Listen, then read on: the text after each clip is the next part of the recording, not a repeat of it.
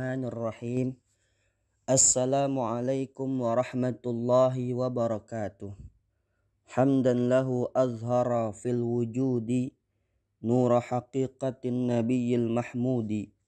Wassalli ya rabbi ala Muhammadin al-fatihil khatimi tahal amjadi wa nasiril haqqi wa hadina ila siratikal qawimi nahjal fudala wa alihi bihaqqi qadrihil fakhim wa jahi miqdari maqamihil azim, amma ba'd.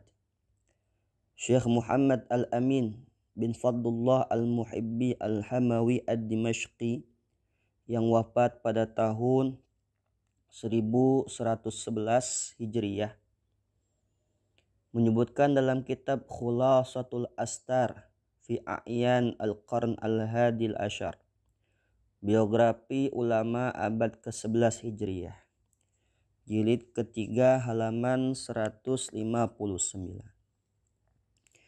Mengutip faidah dari Imam Ali bin Zainal Abidin Al-Ujhuri yang wafat tahun 1066 Hijriyah. Ulama besar madhab Imam Malik mengenai amalan untuk menjadi orang kaya sukses, punya pohon duit, dengan cara sebagai berikut. Pada Jumat terakhir bulan Rajab, saat khatib Jumat masih di atas mimbar, membaca 35 kali Ahmadu Rasulullah, Muhammadun Rasulullah. Artinya Ahmad utusan Allah, Muhammad utusan Allah. Ahmad adalah nama familiar Rasulullah Shallallahu Alaihi Wasallam di kalangan penghuni langit. Sedangkan Muhammad sebutan beken beliau pada komunitas penduduk bumi.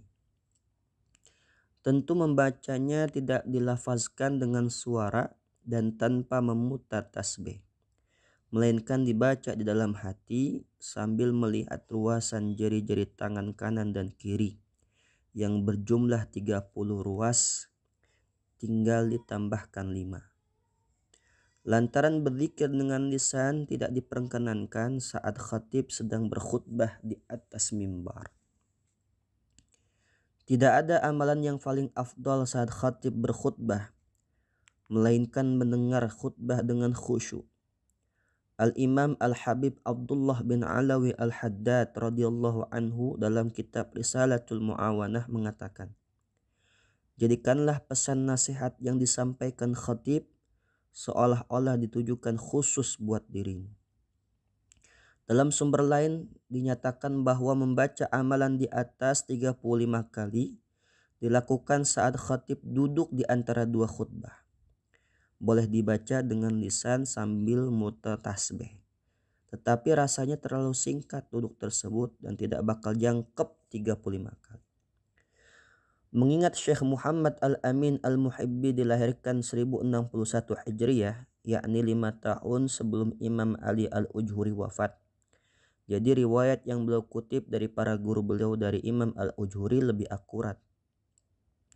Keterangan Imam Al-Ujhuri Al-Maliki tidak menyebutkan amalan di atas harus dibaca saat khatib duduk di antara dua khutbah, melainkan dibaca saat khatib sedang di atas mimbar. Artinya, selama khatib masih di atas mimbar boleh dibaca. Keutamaannya membaca Ahmadu Rasulullah, Muhammadur Rasulullah seperti yang tersebut adalah la tanqati'ud darahimu min yadihi tilkas sanah, atau yang artinya uangnya tidak akan pernah habis pada tahun tersebut. Adapun sanad muttasil kepada Imam Ali bin Zainal Abidin Al-Ujhuri rahimahullah sebagai berikut. Al-Haj Rizki Dzulqarnain Asmat Al-Batawi Al-Indonesi alanallahu qalbahul qasi anil allamah al-muhaddits Sayyidi Abdurrahman Al-Kattani an walidihi Al-Hafiz Sayyidi Muhammad Abdul Hayy bin Abdul Kabir Al-Kattani Al-Idrisi anil Muammar Umar bin Tahir bin Syarif Al-Alawi Al-Miknasi an Abi Hamid Al-Arabi ibn Al-Mu'ti Al-Syarqawi anil Hafiz As-Sayyid Murtada Az-Zabidi anil Syams Muhammad Salim Al-Hifni an Abdul Aziz Az-Zayadi an Syams Muhammad bin Al-Ala Al-Babili anil Imam Ali bin Zainal Abidin Al-Ujhuri Al-Maliki rahimahullah. Ada sedikit perbedaan kaifiyat dari Imam Ahmad bin Ali Al-Buni rahimahullah. Beliau adalah seorang ahli sufi dan pakar ilmu asrar atau rahasia, asma dan huruf bermadzhab Imam Maliki dari negeri Maghrib atau Maroko. Dalam kitab Hayatul Hayawan Al-Kubra jilid 1 halaman 145. Imam Kamaluddin Muhammad bin Musa Ad-Damiri yang wafat tahun 808 Hijriah menukil dari Imam Ahmad bin Ali Al-Buni radhiyallahu anhu. Siapa yang menulis Muhammadur Rasulullah, Ahmadur Rasulullah di satu kertas 35 kali pada hari Jumat selepas sholat Jumat dalam keadaan berwudu, lalu tulisan tersebut ia bawa kemana saja ia berada kecuali di tempat-tempat yang tidak layak, maka Allah Ta'ala berikan kepadanya kekuatan dalam ibadah hingga istiqamah mengerjakan ibadah wajib dan sunnah. Mendapat kekuatan dalam ibadah hingga istiqamah mengerjakan ibadah wajib dan sunnah, mendapatkan keberkahan hidup, jauh dari godaan setan, dan bila di pagi hari saat matahari naik, ia pandangi tulisan tersebut sambil berselawat kepada Rasulullah Sallallahu Alaihi Wasallam, maka ia akan sering ketemu Rasulullah Sallallahu Alaihi Wasallam dalam mimpi. Kaifiat ini merupakan hal yang telah tereksperimen.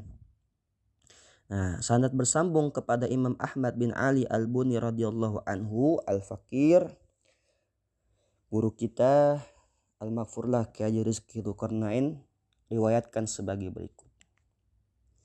Al-Hajj Rizki Dzulqarnain Asmad Al-Batawi Al-Indonesi alanallahu qalbahul qasi anil allama al-muhaddits Sayyidi Abdurrahman Al-Kattani an walidihi al-Hafiz Sayyidi Muhammad Abdul Hayy bin Abdul Kabir Al-Kattani Al-Idrisi Al-Muammar Umar bin Tahir bin Syarif Al-Alawi Al-Miknasi an Abi Hamid Al-Arabi Ibn Al-Mu'ti Al-Syarqawi Al-Hafiz Al-Sayyid Murtada Az-Zabidi an Syams Muhammad Salim Al-Hifni an Abdul Aziz Az-Zayadi an Syams Muhammad bin Al-Ala Al-Babili an Syekh Salim bin Muhammad As-Sanhuri an Najm Muhammad bin Ahmad Al-Ghailti an Imam Zakaria Al-Ansari an Al-Izz Abdurrahim bin Al-Furat an Taj Abdul Wahhab bin Ali As-Subki an walidihi Ali bin Abdul Kafi As-Subki an Al-Imam Ibni Atta'illah As-Sakandari an Al-Arif Billah Abil Abbas Ahmad Al-Mursi